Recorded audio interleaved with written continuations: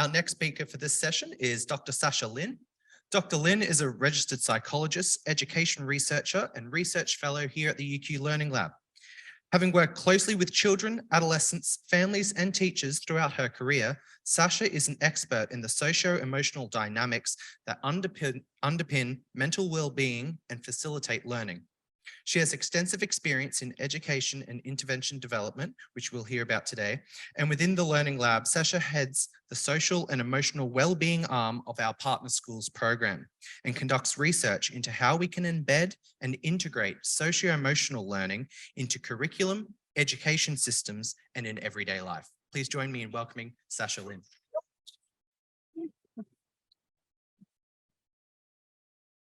Thanks, Chase. That was rather flattering.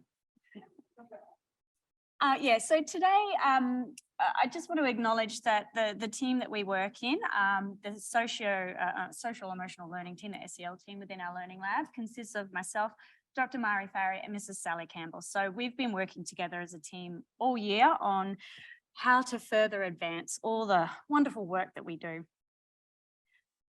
So firstly, I just want to kind of look at why. Why do we need SEL? Why do we need it? So research on the well-being of society is really telling at the moment. I think it's safe to say that we've all experienced the rapid pivoting and shifts in society since the pandemic. There's been social isolation, uncertainty, changing landscapes. It's been quite the permeating theme. And the figures here show the decline in mental health and the impact that this has had on our community. But I would have a caveat that the decline, particularly in youth mental health, has been happening way before the pandemic. So social emotional learning, or SEL, is actually a concept that's well known in educational settings. However, we're starting to recognise the lifelong importance of SEL and how it can positively impact on the workforce and society in general. So SEL becomes the constant feature through both education and the workforce. With a vast proportion of our waking lives learning and working, wellbeing is now recognised as an important factor for productivity and community contribution. So social emotional learning is actually the process of supporting individuals to understand, adapt and apply social emotional wellbeing knowledge, skills, to recognise and manage emotions, to develop positive relationships with themselves and others, to problem solve and to make responsible decisions and to set goals and cope with challenges effectively. So SEL is vital for learning and overall positive lifelong development. Social emotional skills, though, they're not simply a set of abilities that are inherent in us. We're not just naturally born with them. Rather, they're a group of traits that need to be taught from early childhood right through to the lifespan. So such skills evolve and adapt as we grow and we find ourselves in different environments. So researchers like Mary Helen Imadino-Yang have confirmed what many of us have known for a long time, that emotions are integral to and intertwined with all aspects of learning and teaching at all stages of development. Things like problem solving, reasoning, attention, information processing, engagement, curiosity, motivation, they're all key aspects of cognition and they're all regulated, influenced and impacted by emotion. So the regulation of emotion is vital. So individuals can self-regulate their emotion if they have learned the skills and strategies to do so, and if they have the psychological safety also. And this is achieved through social emotional learning. So there are clear links between social emotional learning and brain development. In terms of your brain, well-being is essentially about being able to optimally respond to your environment, adapt and cope with changes, and return to a balanced, relaxed state. The health of your brain is influenced by your psychological, your biological, and your social health. So in turn, social emotional learning supports the acquisition and the application of key skills that support these optimal responses and help return you to a balanced, relaxed state. So relationships also trigger neuroplasticity in learning.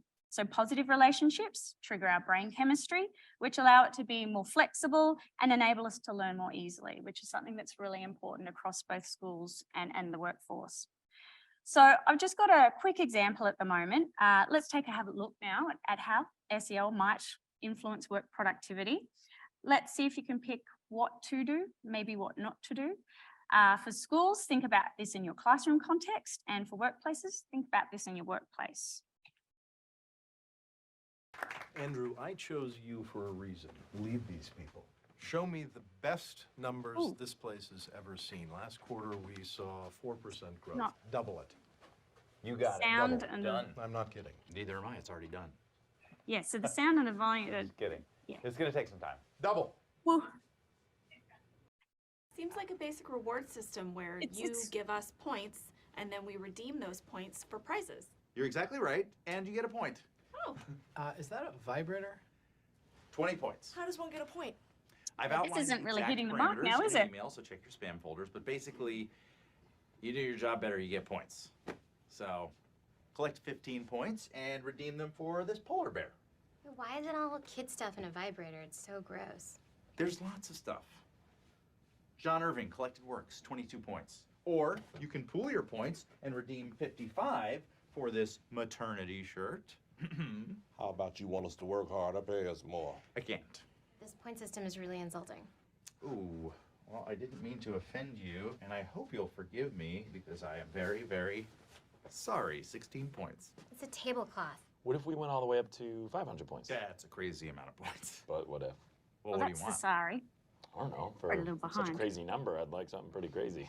All right, for 500 points, I will wear a dress to work. That's pretty good. What about for 1,000 points? I'll run naked through the parking lot with a donut on my ding dong. Yeah, you like that? All right, for 5,000 points, I will let you tattoo whatever you want on the stern of the old SS Bernard. Here we go. All right. Really? All right, and you are totally serious. Swear to God, hope to die. Now let's get to work. Wait, but you did say we could pool our points, right? In that case, let's get to work, guys. Good work, guys. Yeah, that's just weird. I don't know what happened. Kind of lost the point there. However, from that, you can actually see that SEL is definitely needed at all levels of learning and working after watching a clip like that. So while that clip was a little bit of a laugh, what we can actually do is we can relate a lot of SEL and we can take a lot out of that. So for example, you could actually see Cassell's 5 key components of social emotional learning in action right there.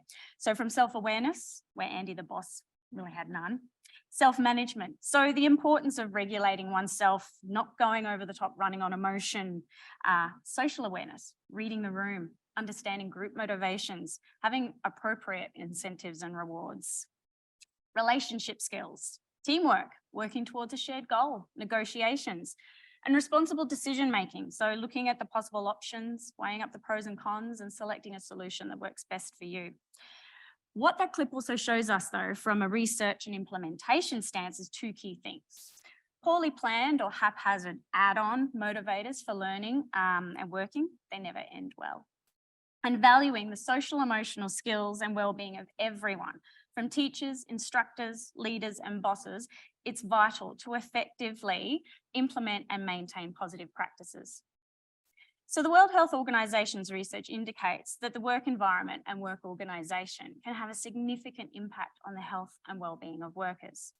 From a school perspective, studies have indicated that a teacher's own social emotional competence and well-being can strongly influence the learning context and how they implement SEL into their classrooms.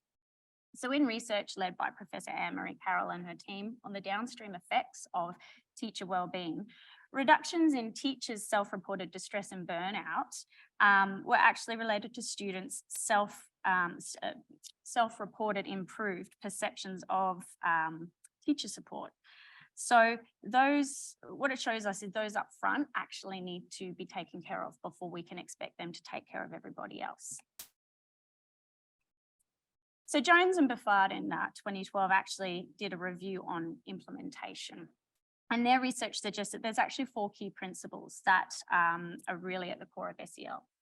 So firstly, continuity and consistency of implementation is a must. Social, emotional, and academic skills are interdependent. They don't operate in silos. SEL skills develop in social contexts, so there's those relationships. And classrooms and schools operate as systems. So such principles demonstrate that SEL skills cannot be optimally developed through fragmented short-term methods. Rather, SEL skills develop in an ongoing and cumulative fashion from birth right through the lifespan, with some skills developing sequentially and relationally. So in terms of the keys to effective, oh, good Lord, I've only got a minute. Okay, the keys to effective implementation. It's not so much the factors, it's not so much the interventions themselves that require changes, it's the factors around the implementation of SEL that requires attention. So policy and practice has to consider teacher and staff training, prior understanding of social emotional learning, community involvement, in order to successfully embed SEL as a cornerstone in education and work. So for us in our Learning Lab team, and our research has spanned decades, what we've been trying to look at is what is needed to successfully deliver SEL across classrooms, how to embed it, how to translate what we know into what's going to effectively work. So while our work is basically around schools, it certainly can extend beyond the school gates. So what we're looking to do is form an SEL arm of our partner schools. And what we found in our research is a key factor to long-term fidelity and sustainability lies in partnering with organisations and utilising collaboration and shared expertise.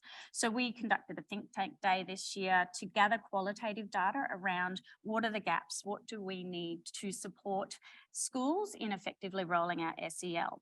And so some of the key things and the common themes from the schools that we talked with were around staff wellbeing. It's a concern. How do we expect these people to look after others when we're not looking after them? The context makes a huge difference and the resourcing that's available. School culture and workplace culture for that matter, this is what we do. If we build a healthy culture, SEL can thrive.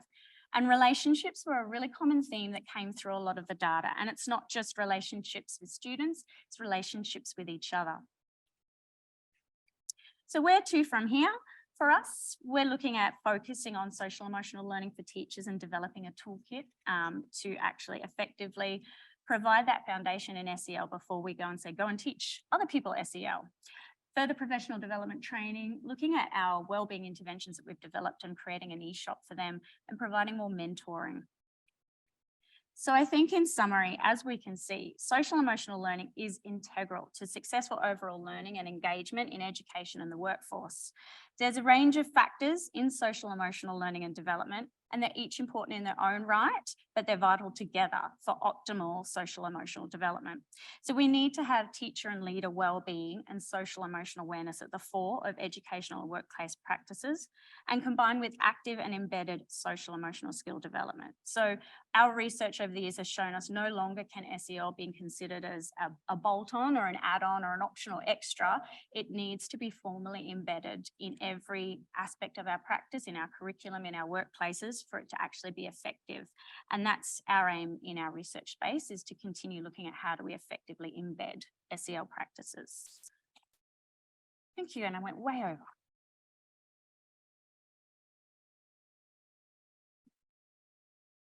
Thank you very much, Sasha. While we're just getting set up for the next speakers, there might be time for just one quick question, if anyone has any questions. No? Okay, no worries. I'm sure Sasha will be happy to speak to anyone during break. Oh, one question, sorry. One question. One question, yep. Sorry, Sasha, thank you. That was fantastic. I'm just wondering if you can talk about the research around for teachers who actually teach SEL, that there's a benefit to their wellbeing. Yeah. And actually what I'm wondering is we're developing a lot of SEL programs for children, but I'm wondering, are there any for adults? And that's exactly where our research is heading right now. So that's a fantastic question. So in our research, what we're seeing is teachers, the big thing is getting buy-in.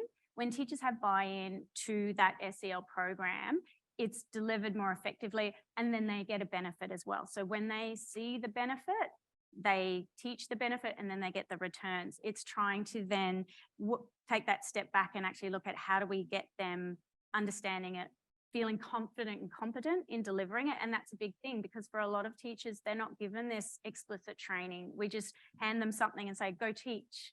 So that's where our research is now, taking that step back and actually looking at, well, how do we build that confidence, that capability, and that sense of, okay, yeah, well, this is going to benefit me and I understand this and I'm using these practices myself, and then I'm going to be able to deliver that to my students. So yes, watch this space. Thank you very much, Sasha.